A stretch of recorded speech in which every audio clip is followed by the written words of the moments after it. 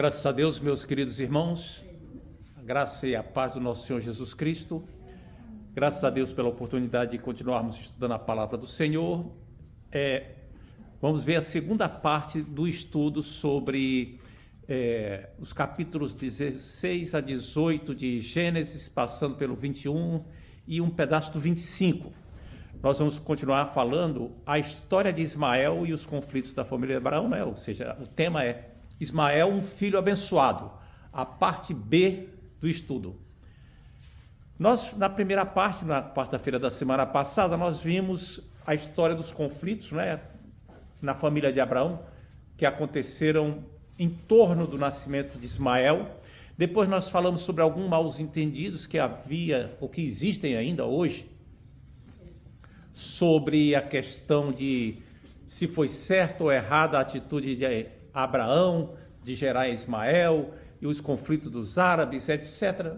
Alguns conceitos errados que nós pensamos que existam sobre isso. E hoje nós vamos começar a ver a análise do texto bíblico. Então vamos tomar a Bíblia em Gênesis 16 e tornar a ler os versículos 1 a 3. Enquanto você procura na sua Bíblia, deixe-me fazer aqui uma pequena pincelada sobre alguns eventos da vida de Sara, uma certa cronologia da vida de Sara, para a gente poder colocar uma coisa bem realista, para a gente ver o que está acontecendo com ela. A Sara, ela nasceu lá na região dos caldeus, onde conheceu Abraão, era meio irmã dele, e casou com ele com aproximadamente 15 a 18 anos de idade, que era o normal daquela época. Então nós podemos supor que Sara casou na idade normal de se casar, entre os 15 e 18 anos. E não gerou filhos, não teve filhos. Passaram anos e anos. Com 60 anos, Deus chama Abraão para sair de Ur dos Caldeus. Olha quanto tempo ela estava tentando ter um filho e não conseguia. Quando chegou em Ur dos Caldeus, cerca de 5 anos depois, com 65 anos, Sara, 75 Abraão, Deus chamou Abraão para sair de Harã e ir para Canaã, para a terra de Canaã. Sara já estava com 65 anos e não tinha conseguido gerar filhos. Entre os 66 e 67 anos, por causa da fome em Canaã, Sara foi para o Egito, com Abraão e Ló. E ali houve aquela confusão que ela foi parar no harém de Faraó. E aí Deus poupou e ela foi liberta de lá. 5 anos depois, alguns anos depois, 2 anos depois, eles voltaram. E quando estavam acampados lá na região do Jordão, ali perto das campinas do Jordão, teve a guerra que Ló foi levado cativo. Quando isso aconteceu, Sara estava com aproximadamente 70 anos. Com 75 anos, Deus apareceu a Abraão e esclareceu para Abraão que o herdeiro dele não seria nem Ló, nem o servo Eliezer, mas seria alguém gerado por Abraão. Note que nessa altura dos acontecimentos, Sara estava com 75 anos. Então, era natural que ela achasse que não ia mais poder ter filhos. Era natural que, como diz lá mais adiante, no capítulo 18, verso 11, ela já tivesse passado o costume das mulheres. O que é o costume das mulheres? O período da ovulação. Ela não ovulava mais. Então, quando ela ovulava, não pôde ter filhos, depois que parou de ovular, não tinha mais esperança para isso. E aí aconteceu que Deus, nessa ocasião, quando ela tinha 75 anos, Deus garantiu para Abraão, que ele ia ter um filho gerado por ele. Não seria nem um sobrinho, nem um servo. E a Sara começou a pensar, mas se eu não posso ter filho, vai ter que ser filho de Abraão? Como é que fica? Como é que pode? Muito bem, já fazia 60 anos que ela estava tentando engravidar. 60 anos. Até que com 75, nessa época aí, na impossibilidade de dar um filho a Abraão, aconteceu o que está aqui no capítulo 16, versículos 1 a 3. Vamos ler. Ora, Sarai, mulher de Abraão, não lhe dava filhos. Tendo, porém, uma serva egípcia por nome Agar, disse Sarai a Abraão: Eis que o Senhor me tem impedido de dar luz a filhos. Toma, pois, minha serva, e assim me edificarei com filhos por meio dela. E Abraão anuiu ao conselho de Sara. Então Sarai, mulher de Abraão, tomou Agar, egípcia, sua serva, e deu-a por mulher a Abraão. Note que é o mesmo termo. Sarai, mulher de Abraão, deu Agar por mulher para Abraão, seu marido, depois de ele ter habitado por 10 anos na terra de Canaã. Então aqui está acontecendo que ela tomou uma decisão, como nós já vimos da semana passada, que era dar uma serva dela para que o marido gerasse alguém por meio dessa serva, que era um costume da época, muito normal. Outros patriarcas da Bíblia fizeram isso, como por exemplo Jacó. Lembram que quando Raquel não podia ter filhos, ela deu a serva dela, para que Jacó gerasse filhos para ela, Raquel, por meio da serva? E quando Lia parou de ter capacidade de ter filhos, ela fez a mesma coisa?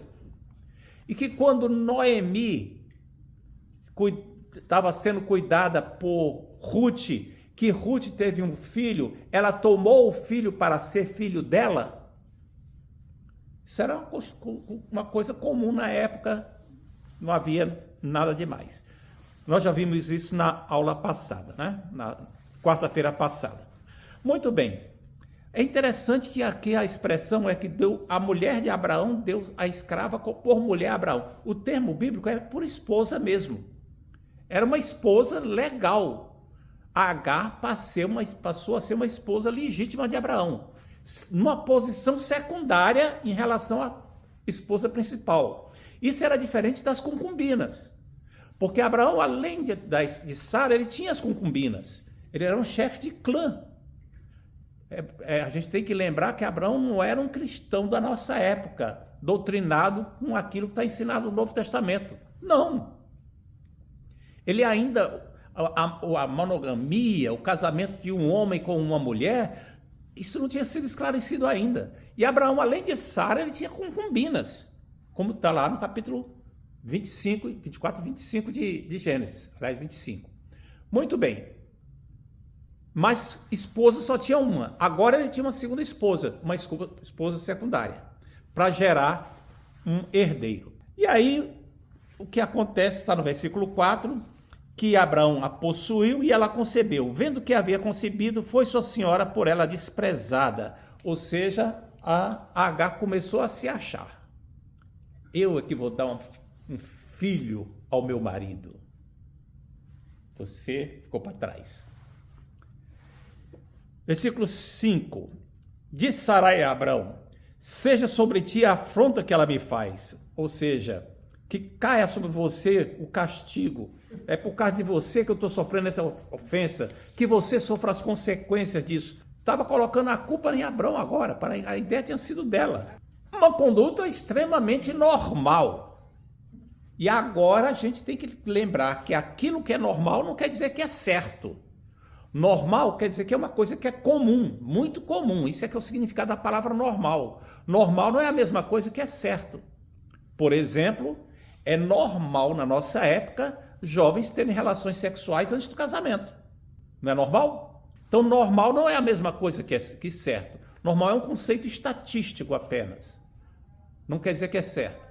Mas essa conduta da Sara de colocar nos outros a culpa pelos problemas com que a pessoa não sabe lidar é normal. Mas é errada. É errada. Aí, vamos ver como é que o Abraão respondeu a isso. Ele disse assim, disse Sarai a Abraão, já falei, né? Versículo 6, respondeu Abraão a Sarai: a tua serva está nas tuas mãos, procede segundo melhor te parecer. Sarai a humilhou-a e ela fugiu de sua presença. Note que Abraão foi extremamente omisso aqui, foi passivo, não é? Tipo assim, você que decida, ela é sua escrava. Ele não assumiu a posição de chefe de família. de repreender Agar. Ele se omitiu. Pisou na bola aqui. Se omitiu. E aí, Sara, ou Sarai, é comigo, é? Pode deixar. E a expressão aqui é que humilhou-a. A expressão mais correta seria maltratou-a, porque é o mesmo termo usado para descrever aquilo que os egípcios faziam com os israelitas lá no Egito. Então, Sarai maltratou Agar, e Agar fugiu. Não é? Vocês conhecem já a história, já descrevemos aqui. Foi lá para o deserto, e aí no deserto o anjo do Senhor a encontrou. Que lugar do deserto é esse? Aqui está escrito que ela fugiu, que o anjo do Senhor, no versículo 7, encontrou-a no caminho de Sur. O caminho de Sur, saindo de Betesda, era em direção ao Egito. Lembre que ela era egípcia, então ela estava tentando voltar para a terra dela. E aí, o que aconteceu foi que o anjo a encontrou. Muito bem. E aí o anjo a encontrou, versículo 7, diz assim: tendo achado o anjo do Senhor junto à fonte de água no deserto, junto à fonte que está no caminho para Sul. Note que aqui está falando do anjo do Senhor. Quem é esse anjo do Senhor? A palavra anjo significa mensageiro. Então, pode ser tanto um ser espiritual, um ser celestial, como pode ser um ser humano. É apenas mensageiro. Anjo quer dizer mensageiro. Mas aqui, em alguns outros lugares, o mensageiro do Senhor se confunde com o próprio Senhor. Chama-se uma teofania, quer dizer, uma percepção da divindade de forma clara aos nossos sentidos. Uma percepção sensorial de que Deus está ali. Não é uma coisa que você sente, você vê fisicamente. Isso é uma teofania. Tem alguma coisa que manifesta a presença de Deus. Às vezes é uma figura humana, às vezes um brilho muito forte, um som, um calor. É uma coisa que dá para sentir. Muito bem, o anjo do Senhor apareceu ali. E você, quando compara com o que está no versículo 13, você nota que diz assim: tu és o Deus que me vê. Era o próprio Deus que apareceu ali de uma maneira perceptível para ela. O que Deus falou para ela foi que: para onde você está indo? O que é que você está fazendo? Estou fugindo da minha senhora. Pois volte para lá. Você está grávida, vai ter um filho que eu vou abençoar, vou multiplicar a descendência dele, e faz uma série de promessas para ele. Faz uma série de promessas que vai abençoá-lo tremendamente. Dizendo assim, versículo 10: multiplicarei sobremodo a tua descendência, de maneira que de tão numerosa não será contada. Disse-lhe mais o anjo do Senhor: concebeste e darás luz a um filho, a quem chamarás de Ismael, porque o Senhor te acudiu na tua aflição. Ismael significa Deus escutou, Deus ouviu. Diz assim: colocará o nome dele de Ismael, porque Deus te acudiu na tua aflição. Ela orou e Deus ouviu. E aí o anjo disse que deveria ser esse o nome da criança que iria nascer. Essa promessa de que seria abençoado por Deus, multiplicada a semente dele, vai ser repetida mais 2 vezes, ou seja, 3 vezes aqui no relato de Gênesis. Essa mesma promessa é referida com respeito a Ismael. No versículo 12 diz assim: ele será entre os homens como um jumento selvagem, quer dizer, uma pessoa indomável. Ninguém vai conseguir segurá-lo. Sua mão será contra todos e a mão de todos contra ele. Habitará fronteiro a seus irmãos, ou seja, como que se opondo aos irmãos dele. E aí ele invocou o nome do Senhor ali, e que ele falava, e disse: tu és o Deus que me vê. Pois disse ela: não olhei nesse lugar para aquele que me vê, por isso aquele poço se chama Beer-lahai-roi, que está entre Cádiz e Berete. Muito bem. Tem aí então a descrição do estilo de vida de Ismael e dos descendentes dele, né? Quando você vê esse estilo de vida, você nota que é o típico dos beduínos, como eu falei na vez passada, né? Não é o típico dos egípcios, nem dos sírios, nem dos líbios, etc. É do pessoal ali da borda leste do Mar Morto, do norte da Arábia. É o pessoal, aquilo ali são as pessoas que têm esse tipo de comportamento. Muito bem.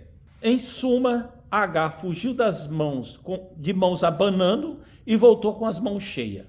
Abrão aceitou a paternidade e colocou no seu filho o nome que o anjo havia indicado. Versículo 15 e 16. Agar deu luz ao filho Abrão, e Abrão, a seu filho que lhe dera Agar, chamou Ismael. Ou seja, Abrão cumpriu aquilo que Deus tinha falado. Literalmente. Percebeu que aquele menino ia ser abençoado. Era Abrão de 86 anos quando Agar lhe deu luz a Ismael. Sara, portanto, tinha 76. E aí, Sara não estava podendo conceber ainda. E o anjo tinha abençoado aquela criança que iria nascer. Chegamos ao capítulo 17 e diz assim: quando Abrão tinha a idade de 99 anos, portanto, 13 anos depois que Ismael nasceu, portanto, Sara agora estava com 86 anos e não tinha gerado filhos. Já estava, portanto, há 76 anos tentando ter neném e não dava, não concebia. A idade de 99 anos, apareceu-lhe o Senhor e lhe disse: eu sou o Deus Todo-Poderoso, anda na minha presença e ser perfeito. Deus Todo-Poderoso é um dos nomes da Bíblia que aparece poucas vezes, o nome de Deus na Bíblia que aparece poucas vezes. Aparece mais no livro de Gênesis. É o termo El Shaddai, que tem a ver com aquele que é poderoso para suprir as necessidades. A palavra que tem, ela tem uma sonoridade, é muito antiga, uma palavra muito antiga. Os linguistas têm dúvida quanto ao significado linguístico do termo, mas o contexto bíblico indica que a forma como ele é usado é esse: o Deus que supre as necessidades. Então, Deus está falando para Abraão: Abraão, eu sou o Deus que supre tuas necessidades. E diz mais: anda na minha presença e ser perfeito. E fala que vai fazer uma aliança com ele, não é? Versículo 5. Abrão já não será teu nome, e sim Abraão, porque por pai de numerosas nações te constituí. O que é que está acontecendo aqui? Deus está mudando o nome de Abraão. O nome das pessoas no Antigo Testamento, eles eram, na Bíblia como um todo, mas principalmente no Antigo Testamento, eles são atribuídos de duas maneiras, tendo dois significados diferentes. Primeiro, para demonstrar a autoridade que uma pessoa tem sobre outra. Eu tenho poder para lhe dar o seu nome, mudar o seu nome. Por que isso? Porque a tendência era a pessoa que recebia aquele novo nome se comportar da maneira como estava sendo dito para ela. Porque a autoridade tinha dito que era para se comportar assim. Então Deus disse assim: você vai deixar de ser pai exaltado para ser pai de uma numerosa multidão. Pai de muitas nações, que é o que Abraão significa. A segunda coisa que significa a mudança de nome é uma expectativa quanto ao caráter essencial daquela pessoa que nasceu ou tem um nome mudado. Por exemplo, o nome de Jesus é Salvador, o mesmo que Josué, né? O nome de Abraão passou a ser pai de uma numerosa multidão. Mas nem sempre isso é verdadeiro, tá? Por exemplo, Caleb é um nome muito querido. Caleb quer dizer o quê? Cachorro, cão.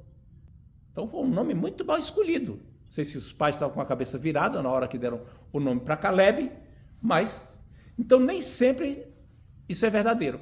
Por isso a gente não pode valorizar muito a questão do significado dos nomes.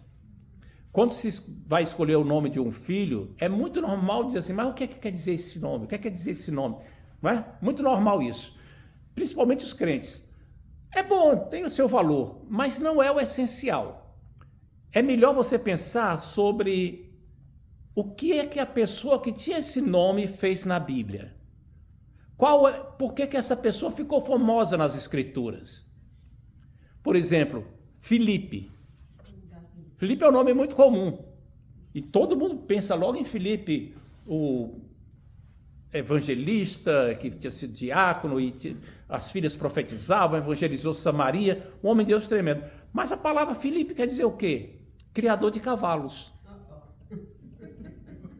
Então a gente não liga tanto para o significado do nome, quando vai se colocar nome em filho.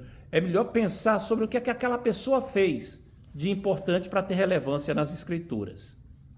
E Abraão agora, o nome dele ia ser pai de uma multidão. Agora, note a ironia. Abraão estava casado há mais de 70 anos e não tinha gerado um filho. Aliás, tinha gerado um, não é? Que era Ismael. Só um. E Deus agora disse para ele, vai ser pai de uma numerosa multidão? E aí, Abraão talvez tenha pensado assim, mas será que é mesmo? Vão ficar fazendo bullying comigo, vão ficar zombaria comigo, eu tenho só um filho. Já estou velho com 99 anos e eu estou dizendo que sou pai de uma numerosa multidão? Como é seu nome? Pai de uma multidão enorme. É mesmo? Quantos filhos você tem? Um. Mas Abraão adotou o nome. Adotou. Por que ele adotou? Porque ele creu na promessa. Ele creu na promessa. Nos versículos 5 e 6 é repetido que essa multidão vai ser de numerosas nações, muitos povos. Qual a importância disso? É a gente notar o caráter internacional da aliança de Deus com Abraão.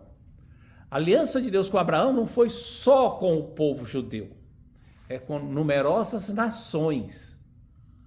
Desde o princípio, o plano de Deus é a salvação de numerosas nações. É criar ao longo de toda a terra, em todo o planeta, um povo que conheça o Criador e que o adore e se relacione com ele. Deus não é exclusivo de um povo, nunca foi. Nos versículos 9 e 10, fala da aliança, do sinal da aliança que Deus estava fazendo com Abraão. Ele diz que farei uma aliança contigo. No versículo 7 diz, estabelecerei a minha aliança. Depois diz que é uma aliança perpétua. Chega no versículo 9, diz que guardarás a minha aliança, tu e tua descendência, no decurso das tuas gerações. Quer dizer, toda a tua descendência. Esta é a aliança que guardareis entre mim e vós e a tua descendência. Todo macho entre vós será circuncidado. Então Deus estabelece aqui agora a circuncisão como símbolo, sinal da guarda da aliança com Deus. Todo macho teria que ser circuncidado ao 8º dia.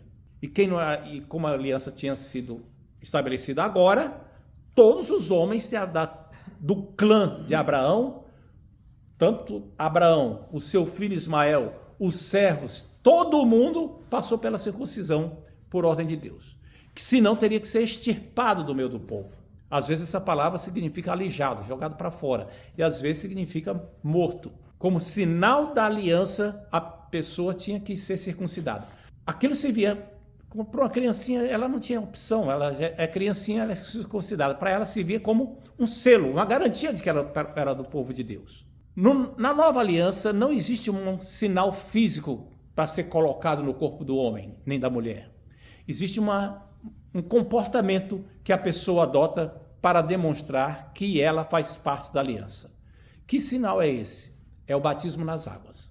O batismo nas águas é o sinal que a pessoa dá diante da igreja que ela está aderindo à nova aliança, que ela está se comprometendo com Jesus Cristo. Então, quando uma pessoa diz assim, não, eu sou crente, mas eu não quero me batizar ainda, ela não aderiu à nova aliança. Ela não aderiu. Quer dizer que ela não é salva? A gente não pode entrar nesse mérito, não pode responder sobre isso. Mas ela não pode ser encarada como uma pessoa que aderiu à nova aliança.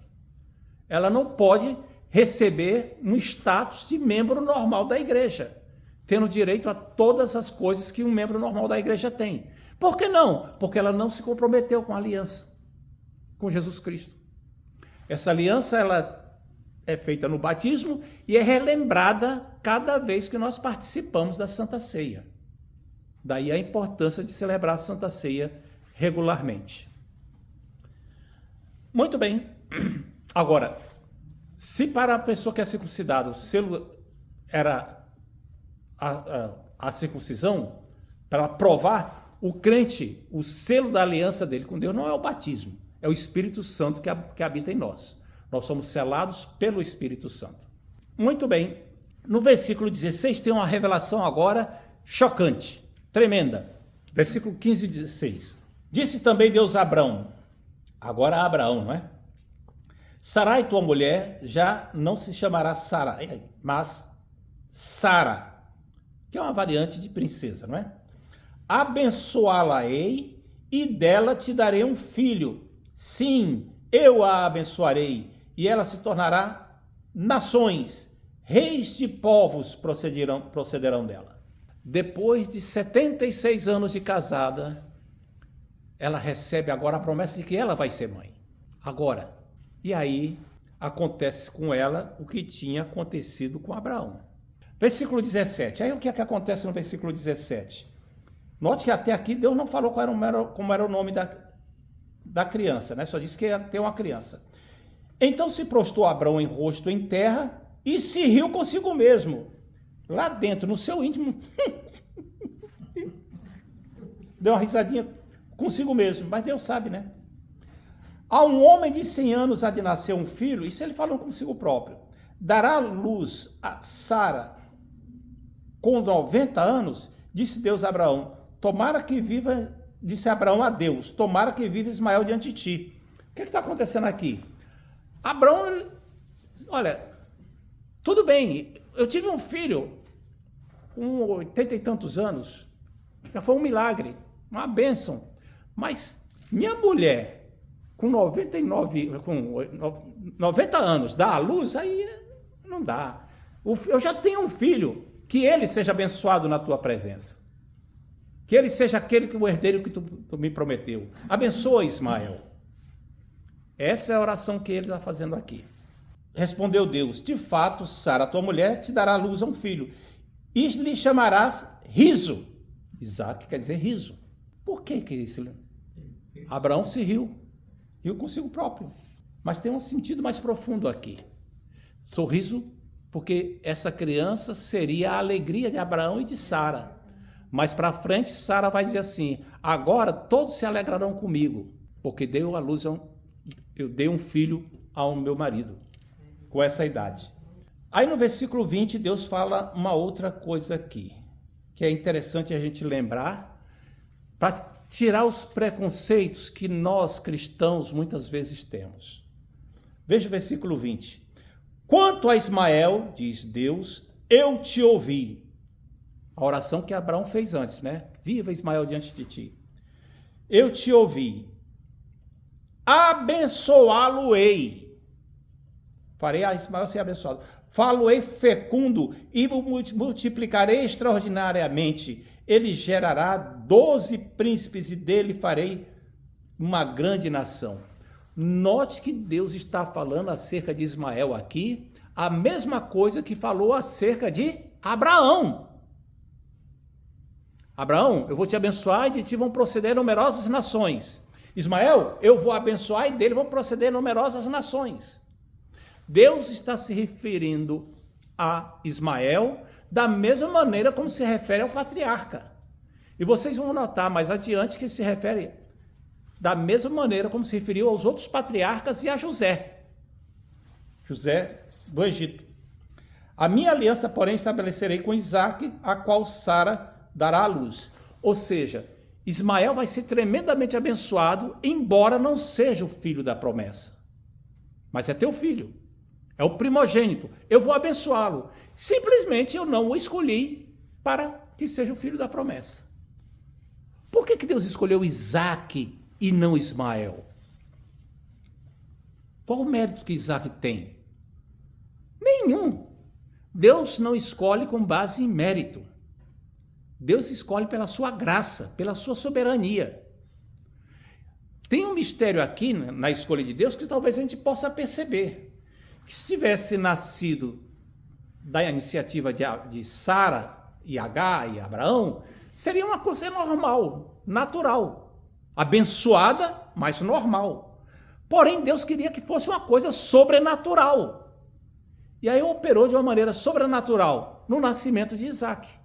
De uma maneira sobrenatural, quando Rebeca não tinha filhos, e ele abençoou para que os seus filhos pudessem nascer. Deus abençoou para que Rebeca pudesse ter filho. Da mesma maneira, Raquel.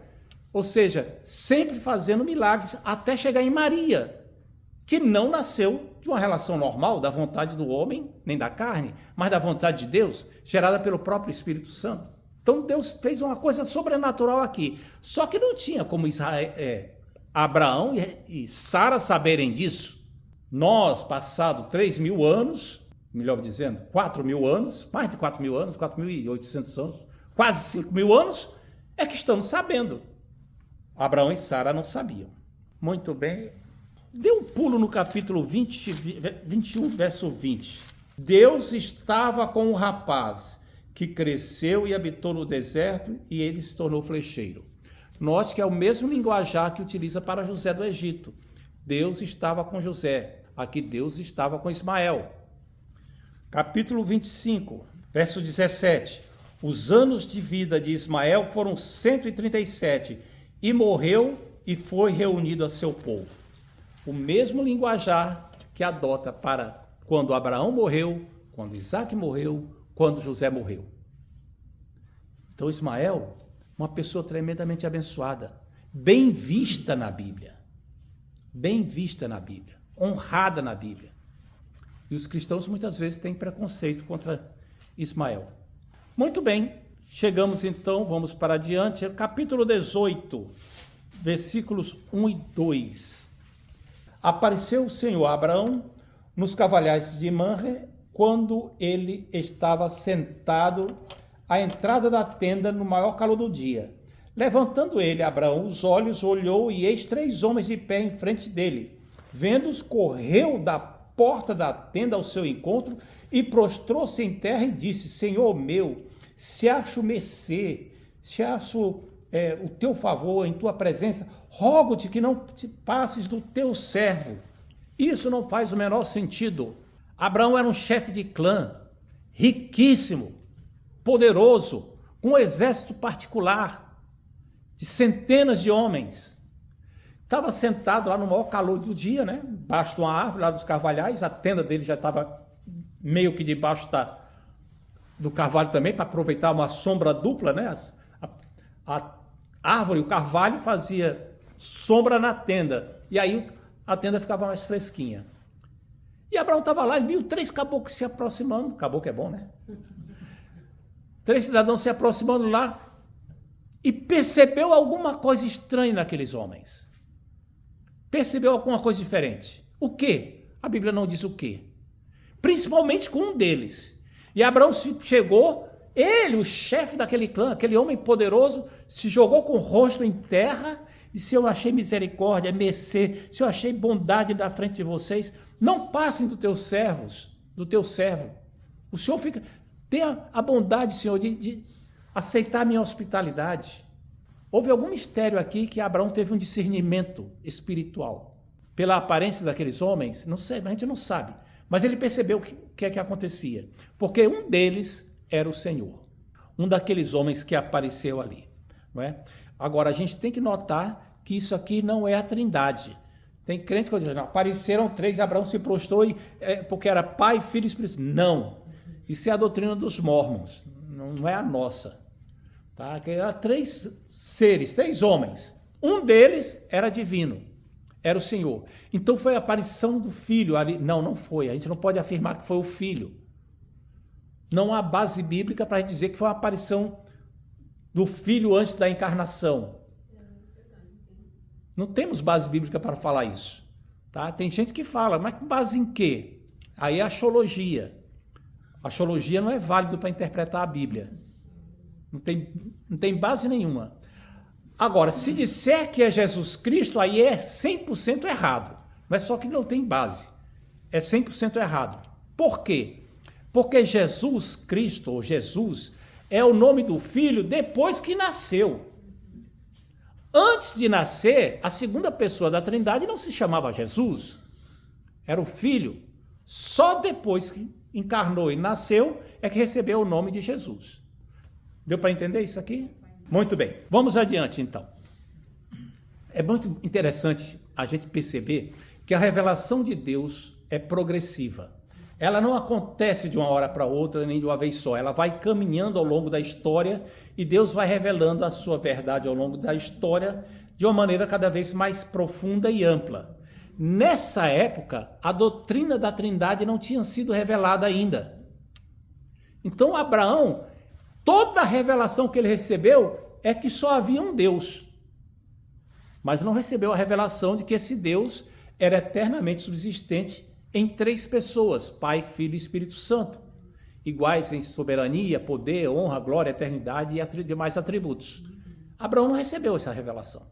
Isso só veio ao longo da história aos pouquinhos e culmina no Novo Testamento. É interessante que Abraão mandou preparar uma comida, né? Mandou pegar lá de 10 a 15 quilos de farinha refinada.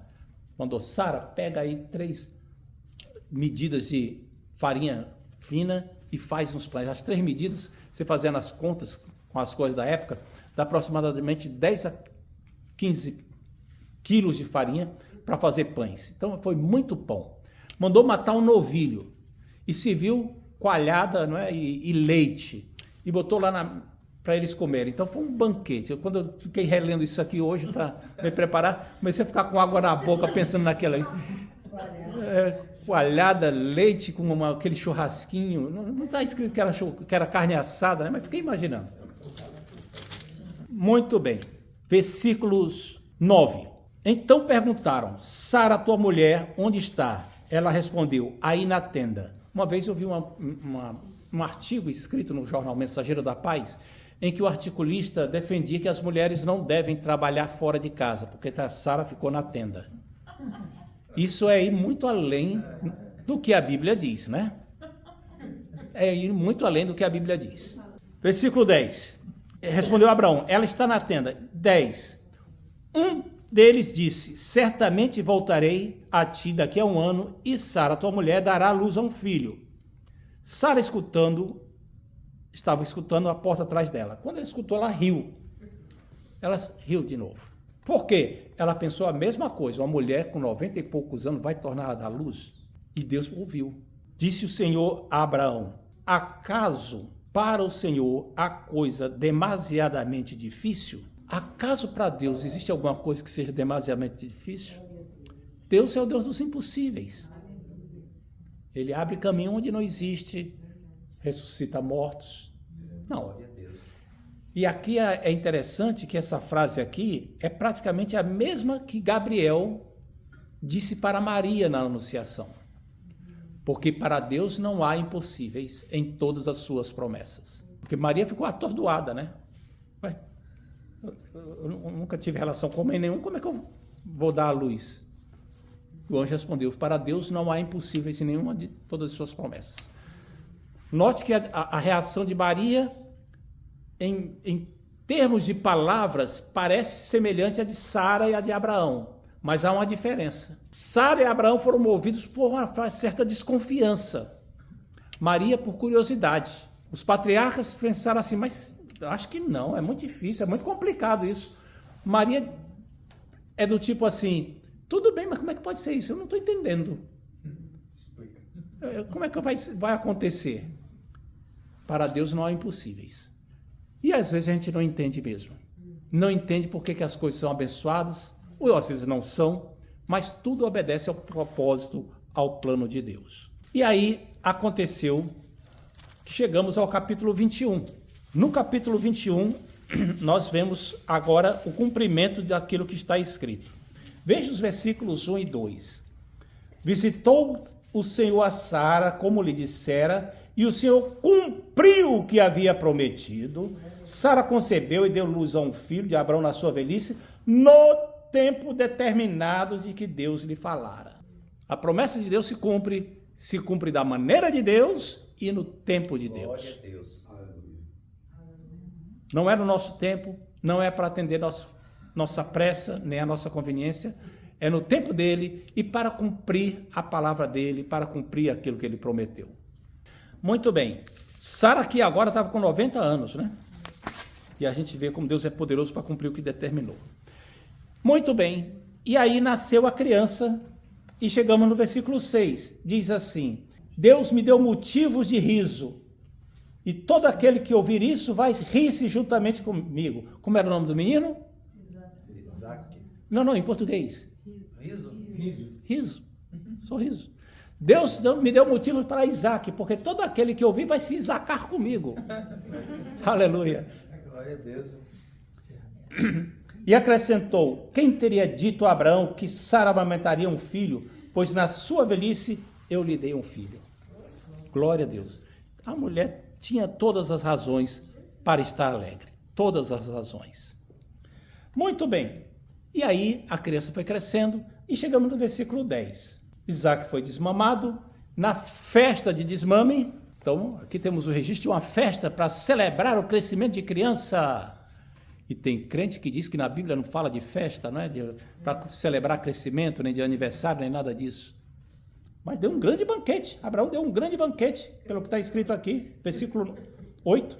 Vendo Sara que o filho de Agar, versículo 9, a egípcia, a qual dera a luz a Abraão, caçoava de Isaac, disse: rejeita essa escrava, etc. Porque o filho dessa escrava não será herdeiro com Isaac, meu filho. Agora Isaac tinha 3 anos de idade, aproximadamente. Ismael tinha aproximadamente, portanto, cerca de 13 anos. Entre 13 e os 15 anos. E as crianças eram desmamadas nessa época, ali entre os 2 e 3 anos. E aí foi feita a festa e o Ismael estava brincando com Isaac, brincando de filho pré-adolescente, né? Ou adolescente, zombando lá, caçando o menino, fazendo uma brincadeira. E Sara achou aquilo de terrível mau gosto. E ficou chateada, achando que estavam humilhando o filho dela. E mandou rejeitar a escrava. Porém, note que a motivação de Sara não foi por achar que o filho dela estava sendo humilhado pelo filho mais velho. Não, foi por ganância. Este menino, filho de escrava, não vai ser herdeiro com meu filho Isaac. A preocupação de Sara era: não quero que meu filho Isaac tenha que repartir a herança com esse filho de escravo. Olha que coisa cruel. Muitas vezes, mães tendem a ser cruéis quando se trata de defender os supostos interesses de seus filhos. E aí maltratam os seus enteados. Maltratam ou afastam. Isso cria mágoas profundas, separa o pai dos filhos biológicos do outro casamento. Isso é um erro tremendo. Provoca complicações, traumas. E é muito comum, muito comum. Tão comum e acontece tanto e causa tanto problema que a Bíblia tem uma descrição aqui disso, dessa questão, mas é muito comum também na literatura e nos contos de fada, para mostrar esse problema. Já ouviram falar, por exemplo, de um conto de fada chamado Cinderela? Ou Gata Borralheira? Qual é? É uma mãe que persegue a filha do primeiro casamento do marido para que ela não fique herdando junto com as suas filhas. Já ouviram a história do Patinho Feio? A essência é a mesma coisa. Quem assistiu o filme, ou mais precisamente leu o livro, né? Os Miseráveis, tem uma personagem lá que faz exatamente a mesma coisa para que as suas filhas biológicas não tenham que repartir a herança do marido agora com a filha do primeiro casamento do marido. Isso vai acontecendo cada vez mais. Já vi isso acontecendo muitas vezes. Mães com esse tipo de comportamento. Outras vezes não vi pessoalmente e ouvi.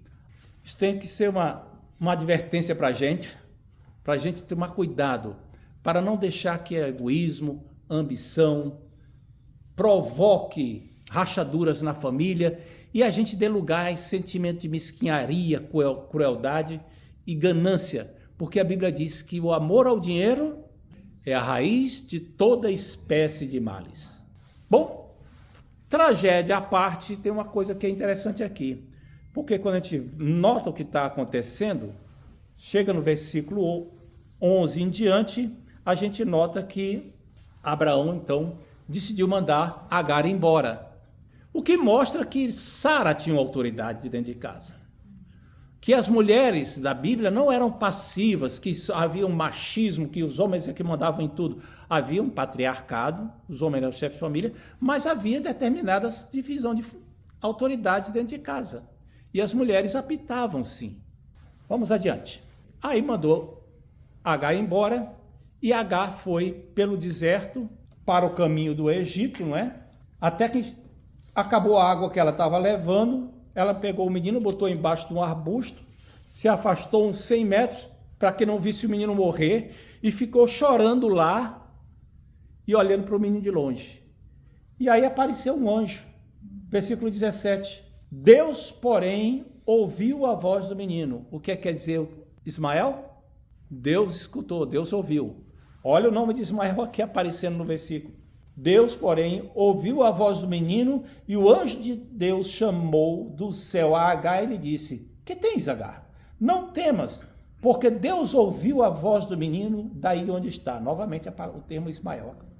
Ergue-te, levanta-te, o rapaz, segura-o, porque farei dele um grande povo. E abrindo os olhos, Deus abriu os olhos e ela viu um poço de água. E indo ela, encheu de água o odre e deu de beber ao rapaz. Deus estava com o rapaz que cresceu, habitou no deserto, tornou-se flecheiro e habitou no deserto de Parã, e a sua mãe o casou com uma mulher da terra do Egito. O que é que a gente nota que está acontecendo aqui? Mais uma vez, Deus aparece para socorrer o oprimido, para socorrer Agar, que estava sendo ali massacrada, um quadro extremamente desolador, que dá dó no coração, só da gente notar aqui, só da gente ler, a gente já fica pensando que sufoco, que coisa terrível. Eu gosto muito da pessoa de Abraão, tenho um enorme respeito pelo patriarca, mas mandar o filho embora desse jeito, Abraão pisou na bola aqui também. Isso não se faz. Quando Deus disse para ele não se preocupar, que Deus iria abençoar Ismael, pode deixar, Abraão, pode deixar Agar ir, porque eu vou abençoar o menino.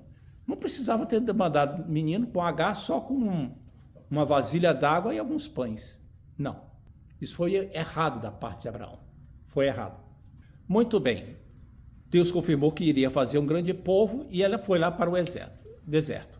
E aí a gente pode pular aqui agora o Ismael, o filho abençoado de Abraão, vai lá para o Egito. Está lá agora. Vamos passar algum tempo agora. Vamos avançar na história durante alguns anos. Capítulo 25, versos 7 a 9. Veja o que diz aqui. Foram os dias de Abraão 175 anos.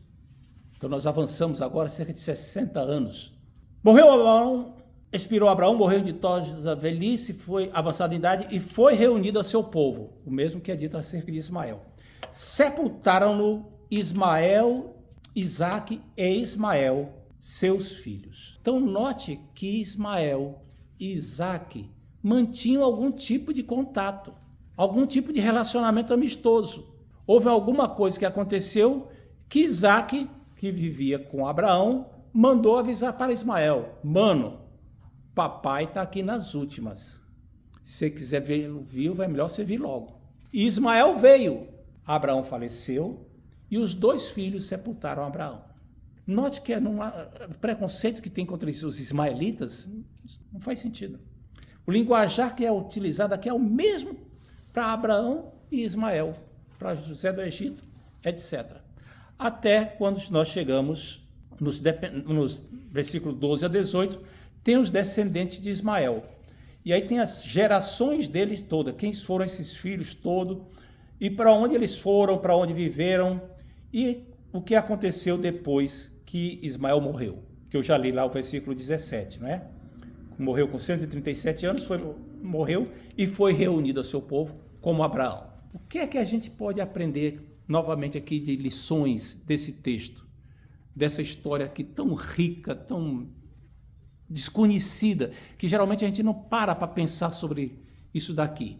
Tem algumas lições que a gente pode rever aqui de uma forma rápida. Primeiro, nós já falamos na vez passada, eu não vou me demorar, que é que a gente tem que tomar cuidado para não julgar os outros segundo os nossos parâmetros, segundo as revelações que nós temos, segundo as nossas experiências de vida, segundo o conhecimento bíblico que eu tenho. Não, eu não vou julgar os outros por isso. Eu vou julgar a conduta dos outros.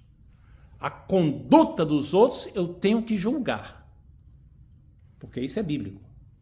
Mas a pessoa, ela é uma errada. Então, a gente julga a conduta, avalia a conduta. Por que a gente pode julgar a conduta? Porque nós temos uma régua para medir a conduta, se ela foi correta ou não. Se contraria o que está aqui, foi errada. Se está de acordo com o que está aqui, foi certo e pronto, só isso. Sem ir adiante, sem estabelecer um julgamento se a pessoa vai ser condenada ou não. O segundo ensino que eu quero falar é que Deus cumpre suas promessas. A gente tem que notar isso, mesmo quando elas parecem impossíveis. Agora, as promessas de Deus são as promessas que Deus fez. Não são aquelas que eu quero que Ele faça, nem as que eu desejo que Ele tenha feito. As que Ele prometeu, Ele cumpre. E temos promessas em Cristo, e elas vão se cumprir a seu tempo. Cada uma dessas promessas vai se cumprir a seu tempo. Quando eu meditava sobre isso aqui, assim pensando na minha vida, houve ocasiões que as promessas de Deus aconteceram e eu até me esqueci delas. Por exemplo, em 1978, eu pensei em sair da Marinha para me dedicar à obra missionária. E aí, estava numa igreja lá, e Deus usou uma pessoa com uma igreja que não era minha, Deus usou uma irmã que eu não vi, eu estava ajoelhado lá atrás, ela estava na frente, mas escutei a voz dela e percebi que era comigo, e Deus falou que eu ficasse onde estava, que eu não saísse, que no devido tempo, olha, usou essa expressão, no devido tempo, Ele iria me tirar do lugar onde eu estava e me levar para percorrer os campos onde eu iria desempenhar meu ministério. E eu fiquei na expectativa, assim, durante uns 2, 3 anos que acontecesse aquilo ali. Foi 78. Quando em 2014 eu estava aqui em Chelsea, numa igreja, eu me lembrei da promessa. Meu Deus, está se cumprindo aquilo que Deus prometeu em 78, no devido tempo. Deus é poderoso para cumprir. E está cumprindo. E eu estou aqui desempenhando o meu ministério. Eu indo para um lado, eu vou para o outro, fazendo o que Deus tinha prometido. Terceira lição. Nós temos que estar atentos para não sermos egoístas ou cruéis na defesa de nossos interesses ou na defesa do interesse de pessoas que nós amamos. Temos que defender os interesses, nossos interesses e o interesse dos filhos até certo ponto. Paulo fala para a gente ter cuidado para não buscar cada um aquilo que é de seu próprio interesse, mas sim o que é dos outros. Então tem que haver um equilíbrio aí. A vida cristã é uma vida de doação, de serviço, de entrega. Não é uma vida egoísta. Não é você ser bobinho. Não é isso. Está escrito também que quem não trabalha não coma. Então tem que haver um equilíbrio. Mas não pode haver lugar para egoísmo. Quarta lição. Mesmo quando nós somos rejeitados, como Agar foi, Ismael foi, Deus não nos abandona. Nossa comunidade é uma comunidade onde existem muitas pessoas que se sentem rejeitadas. E alguns até foram rejeitados. Muitas pessoas foram rejeitadas da nossa comunidade, que tem marcas, tem mágoas, mas não foram abandonadas por Deus. Eu quero deixar algumas passagens bíblicas para você lembrar nesse momento. Por exemplo, Salmo 27, verso 10. Porque se meu pai e minha mãe me desampararem, o Senhor me acolherá. O pai de Ismael o abandonou, mas o Senhor o acolheu. Salmo 40, verso 17. Eu sou pobre e necessitado, porém o Senhor cuida de mim. Tu és o meu amparo e o meu libertador. Não te detenhas, não te demores, ó Deus meu. Salmo 68, versículos 8 a 21. É uma passagem mais longa, eu não vou ler agora, mas grave isso aí. Salmo 68, de 8 a 21. Isso aí é o clamor daquele que se sente abandonado, mas se sabe acolhido por Deus. 1 de Pedro 5, 7. Lançando sobre ele toda a vossa ansiedade, porque ele tem cuidado de vós. São passagens que falam do cuidado de Deus para com aquele que é desamparado. para aquele que o busca, para aquele que sabe que pode ser um Ismael. Como assim ser um Ismael? Se alguém que é ouvido por Deus. Senhor, esta noite eu quero ser um Ismael diante de ti. Ou seja, quero ser aquele que é ouvido por Deus. E finalmente, em quinto lugar, a alegria é fruto da fidelidade de Deus. Quando Isaac nasceu, foi alegria para todo lado. O riso em torno do nascimento de Isaac era fruto da alegria pelo cumprimento da promessa de Deus. E isso acontecerá na nossa vida também. E acontece. Não é? A Bíblia diz que a nossa boca se encheu de riso, Isaac, e a nossa língua de júbilo. Então se dizia entre as nações, grandes coisas fez o Senhor por eles. Com efeito, grandes coisas fez o Senhor por nós, e por isso estamos alegres. Aleluia. Sim, como disse um compositor famoso, Bach, Johann Sebastian Bach, Jesus é a alegria dos homens. Que o Senhor nos abençoe e que possamos acolher a sua palavra e guardá-la como um tesouro precioso no coração e sermos cada vez mais edificados e consolados por aquilo que a Bíblia nos ensina. Amém.